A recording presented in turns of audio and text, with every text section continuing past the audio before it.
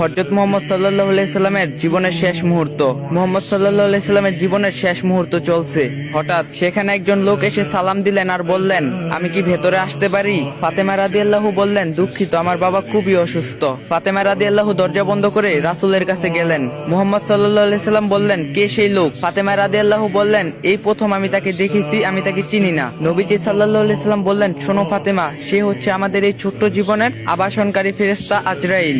এটা শুনে ফাতেমার অবস্থা বুবার মতো হয়ে গিয়েছে। রাসূল সাল্লাল্লাহু আলাইহি সাল্লাম বললেন, হে জিবরাইল, আমার উম্মতের কি হবে? আমার উম্মতের নাজাতের কি হবে? জিবরাইল আলাইহিস সালাম বললেন, হে রাসূল, আপনি চিন্তা করবেন না, আল্লাহ ওয়াদা করছেন আপনার উম্মতের নাজাতের জন্য।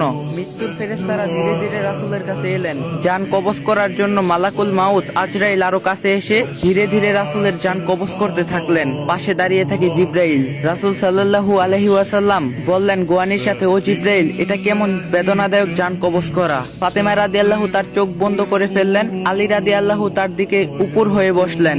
জিবরাইল তার মুখটা উল্টো দিকে ফিরিয়ে নিলেন। রাসূলুল্লাহ সাল্লাল্লাহু আলাইহি সাল্লাম বললেন, হে জিবরাইল, তুমি মুখটা উল্টো দিকে ঘুরালে কেন? আমার প্রতি তুমি কি বিরক্ত? জিবরাইল আলাইহিস সালাম বললেন, হে রাসূল, সাকারাতুল মউতের অবস্থায় আমি আপনাকে কিভাবে দেখে সহ্য করতে পারি? ভয়াবহ ব্যথায় রাসূল সাল্লাল্লাহু আলাইহি সাল্লামের ছোট্ট একটা গোয়ানি দিলেন।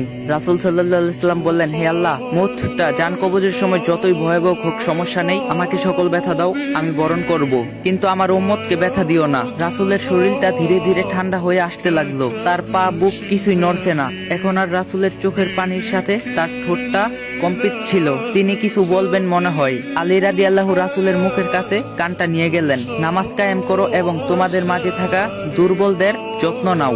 রাসূল সাল্লাল্লাহু আলাইহি সাল্লামের ঘরের বাইরে চলছে কান্নার আওয়াজ। সাহাবীরা একজন আরেকজনকে জড়িয়ে ধরে উচ্চস্বরে কান্নারত।